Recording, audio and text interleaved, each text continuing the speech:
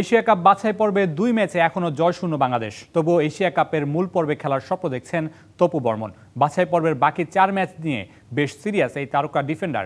তবে তার আগে আসন্ন ফিফা উইন্ডোতে শক্তিশালী দলের বিপক্ষে ম্যাচ খেলতে চান তপু। ভারতের মাটিতে ভারতকে রুখে দেওয়া ৪৭ বছর পর এশিয়া কাপের মূল পর্বের খেলার স্বপ্ন দেখছিল বাংলাদেশ। তবে সেই স্বপ্নে ভাটা হয়ে আসে ঘরের মাঠে সিঙ্গাপুরের বিপক্ষে হারা।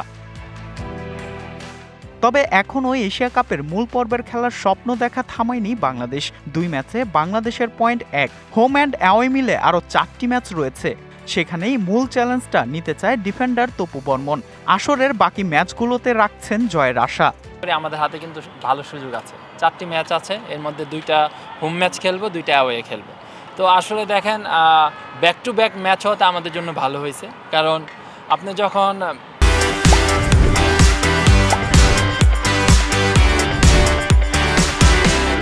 ম্যাচের পর ম্যাচ খেলবেন আপনার কনসেন্ট্রেশন এবং আপনার ফিটনেস লেভেলটা খুবই ভালো থাকে।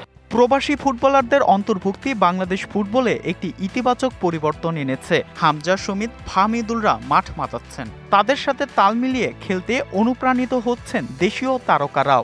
এই ব্যাপারগুলি আমরা সবসময় চিন্তা করি এবং আমাদের কিভাবে ইমপ্রুভ করতে হবে সেইটা নিয়েও আমরা কাজ করি।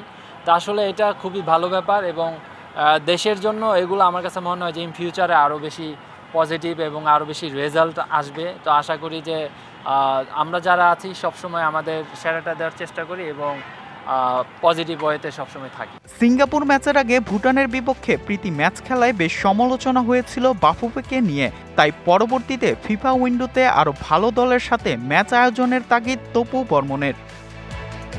Sajjad Saju, DBC news, Dhaka.